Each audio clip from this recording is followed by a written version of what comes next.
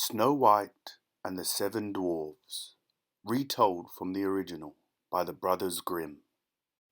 Once upon a time there was a happy kingdom, ruled by a courageous king and a beautiful and kind queen. One day the queen was sitting by her window sewing, while outside the snow was falling.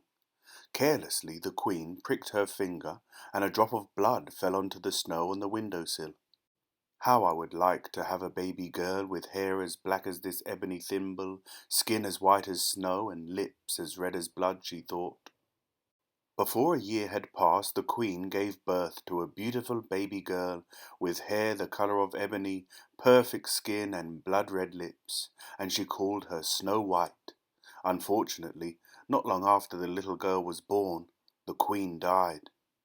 The king was very sad, but he decided to marry again. He chose a beautiful woman, but she was so vain she couldn't bear to think there was anyone more beautiful. The new queen had a magic mirror which a very powerful fairy had given to her. Every morning, after dressing herself up from top to toe, she would ask it, "Mirror, mirror on the wall, who is the fairest of them all?" And every morning the mirror would reply, "You, O Queen, are fair and lovely too. In all the land there is none as beautiful as you." The queen knew the mirror never lied, so she was happy. In the meantime, Snow White was growing up and becoming more beautiful every day. Then one morning the mirror replied to the queen, "You, O Queen, are fair and lovely too, but there is someone 1,000 times more beautiful than you." The queen ordered the mirror to name the hateful rival. When she discovered it was her stepdaughter, Snow White, she was furious. The thought that her beauty was being obscured made the queen mad with jealousy. The queen shut herself in her chambers and plotted. Snow White had to die. She called a huntsman and gave him his orders. "Take Snow White into the forest and kill her. As proof of her death you will bring me her heart and her liver. Do not disobey me, or you will pay for it with your life." The huntsman led Snow White into the thick of the forest, but while they were walking, he could not help noticing how the young girl smiled happily at the birds and squirrels, and he could not help hearing her beautiful silvery singing. He was spellbound by her beauty. Nevertheless, the queen had given him his orders. He took his knife out of its sheath and raised his arm to strike, but Snow White turned to him with her eyes brimming with tears. "Don't kill me," she said. "I have done you no harm." The huntsman lowered his arm and told Snow White that he was only doing what the queen had ordered. "I don't have the heart to kill you," he said, "but you must promise me that you will hide in the wildest part of the forest and never return home. Otherwise, I will pay with my life." Snow White promised. On his way back to the castle, the huntsman killed a fawn and took its heart and liver to give to the queen. Meanwhile, poor Snow White wandered alone through the forest. She was reeling from tiredness and hunger when she spotted a strange little house with tiny windows and doors. She knocked, but no one answered, so she pushed open the door and went in. Inside everything was spick and span and orderly, but all the things in the house were surprisingly tiny. There was a tiny little table laid with a white tablecloth. On top there were 7 little plates, spoons, and mugs. In the next room there were 7 little beds. Snow White was too tired to wonder who they belonged to. She went back to the table and ate a morsel from each of the 7 little plates and took a sip of wine from each of the mugs. Then she lay down on one of the little beds and fell fast asleep. 1 hour later, the owners of the house returned. They were 7 dwarfs who went digging in the depths of the mountain for precious stones. They lit their lanterns and quickly realized their things had been disturbed. Someone had been in their home. The first said, "Who has sat on my chair?" And the second, "Who has eaten from my plate?" And the third, "Who has taken a piece of my bread?" And the fourth, "Who has rumpled my napkin?" And the fifth, "Who has used my little fork?" And the sixth, "Who has cut with my little knife?" And the seventh, "Who has drunk from my little glass?" Then all together they headed for the bedroom. When they saw Snow White sleeping deeply, they were speechless with amazement. Never had they seen such a beautiful young girl.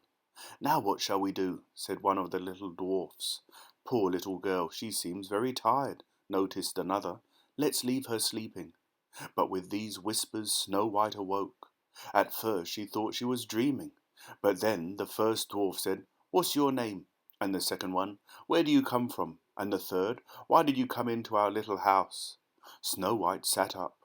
"My name is Snow White, and I am the daughter of the king," she told them. "I came in because I did not know where to rest for the night." "Couldn't you return to the castle?" asked one surprised dwarf. On hearing these words, Snow White burst into tears and told her sad tale. The dwarfs were really shocked when they heard the evil intentions of Snow White's stepmother. "Why don't you stay and live with us?" said the oldest dwarf. "Right," said the second. "You could look after the house while we are away." "You could get a hot meal ready for when we come home," said the third hopefully. "And keep us company in the evening," said the fourth. "Here with us you'll be happy," the fifth assured her. "Yes," said the sixth. "We're a little grumpy sometimes, but we'll love you." "Only watch out for your stepmother," the seventh advised her. "Remember not to let anyone in." The days passed happily. Snow White made breakfast for the dwarfs and then waved them off to work and got on with her tiny chores. Meanwhile, in the royal palace, her evil stepmother lived happily, certain that she was again the most beautiful woman in the kingdom.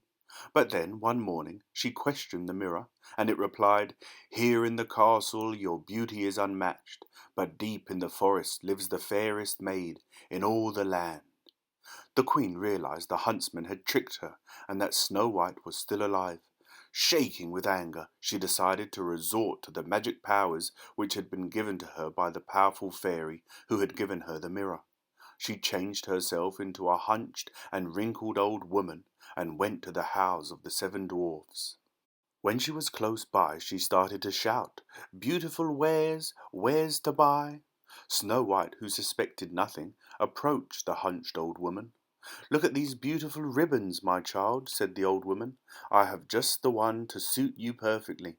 She placed the ribbon around Snow White's waist and pulled so tightly that the young girl fell to the ground as if she were dead. That evening the seven dwarfs came home and found Snow White lying on the grass, so still they thought she must be dead. They lifted her up, and when they saw the ribbon, they cut it quickly, and Snow White came to life. She told them what had happened. "That old woman was none other than your stepmother," they exclaimed. "We told you not to trust anyone." In the meantime, having just reached the castle, the queen hurried to question her mirror, which replied, "Here in the castle, O queen, your beauty is unmatched, but deep in the forest lives the fairest maid in all the land." The queen was livid with rage, but immediately came up with another evil trick. She disguised herself as an old widow and poisoned a comb. She walked up to the home of the seven dwarfs and tricked Snow White into opening the door. "I am alone in the world," she said, "and I haven't eaten in 3 days." Snow White gave her something to eat and drink, and even suggested that she rest there, but the widow refused. "I must go," she said, "but let me give you a present." Snow White did not want to accept, but the old widow insisted. "You have been so good to me that I want to give you this comb as a present. Allow me to place it in your hair." Snow White lowered her head, and the malicious woman drove it into her hair with all her might. When the dwarfs returned home, they found her lying unconscious on the ground. They hurried to revive her, and when they saw the comb, they took it out and threw it away. Snow White opened her eyes, and the dwarfs were quick to warn her again about her evil stepmother. Meanwhile, the queen had returned to the palace and, feeling satisfied, questioned the magic mirror, which replied, "Here in the castle, O queen, your beauty is unmatched, but deep in the forest lives the fairest maid in all the land." This reply infuriated the queen. She swore to herself that Snow White would die. She withdrew into a secret room and prepared a potion of toad's legs and unicorn's nails, scorpion's tails and rat's ears, which she boiled for hours. When it was ready, she took a beautiful red and green apple and dipped the red side into the potion. Then the queen dressed up as a beggar and set off for the dwarf's house. Along the way she rubbed her hands in glee. Nobody would be able to survive such a potent poison.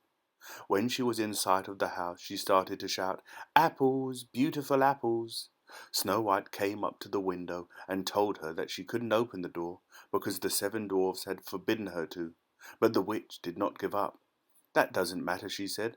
"I only want you to try one of my apples. They're delicious and don't cost anything." "Thank you," said Snow White, "but the dwarfs have forbidden me to accept anything from anyone." The old woman smiled.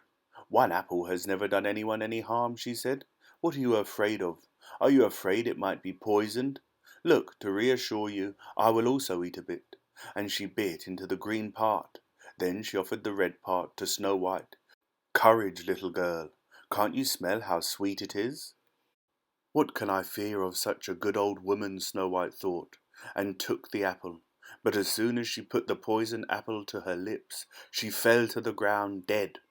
The evil stepmother was glowing from her victory. "White as snow, red as blood, black as ebony. Yes, truly beautiful Snow White," she cackled. "But this time the dwarfs will not be able to bring you back to life." And with a sneer she left. As soon as she reached the castle, the queen hurried to question the mirror. And this time the mirror replied, "You, O queen, are fair and lovely too. In all the land there is none as beautiful as you." The wicked queen was triumphant, but she had one more task. She summoned the disobedient huntsman and ordered him to leave the castle forever. Back in the forest, the 7 dwarfs returned home after their work and found Snow White collapsed on the floor. They tried all the remedies they knew, but this time there was no means of bringing her back to life. They took her in their arms and laid her on a little bed. All 7 knelt down and wept for 3 days and 3 nights. They decided to bury her in an oak coffin studded with diamonds which they had collected from their mine.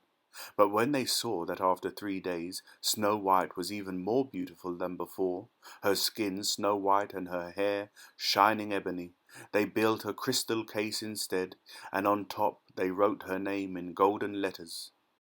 They carried the case to the most beautiful and sunny glade in the whole forest, and every evening they went to find her there.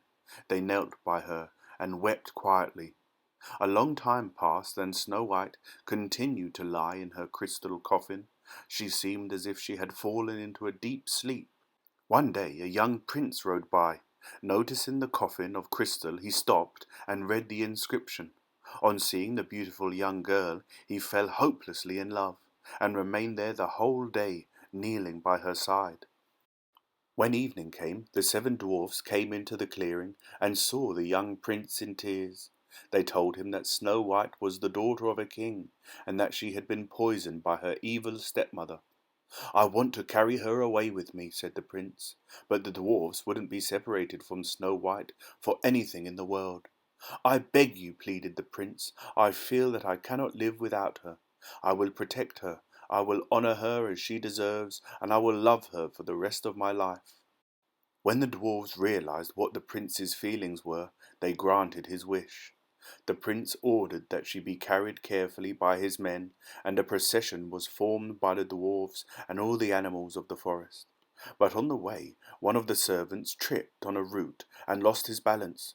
With the jolt, the piece of poisoned apple that Snow White still had in her throat fell out, and very slowly she opened her eyes. "Where am I?" she asked. The prince took her hand and kissed her. Then he told her of his great love for her, and explained how he had found her in her crystal case in the forest. He also told her that he would like to take her as his wife, and asked her to go with him now to the grand castle where the king, his father, lived. The 7 dwarfs and all the animals were overjoyed that Snow White was alive, and they waved goodbye with tears in their eyes. Snow White promised that she would return often to visit them in the forest. The wedding was celebrated with great pomp, and by chance Snow White's stepmother was invited too. The moment she recognized the beautiful bride, she was so overcome by rage that she died on the spot. But Snow White and her prince lived happily ever after. The end.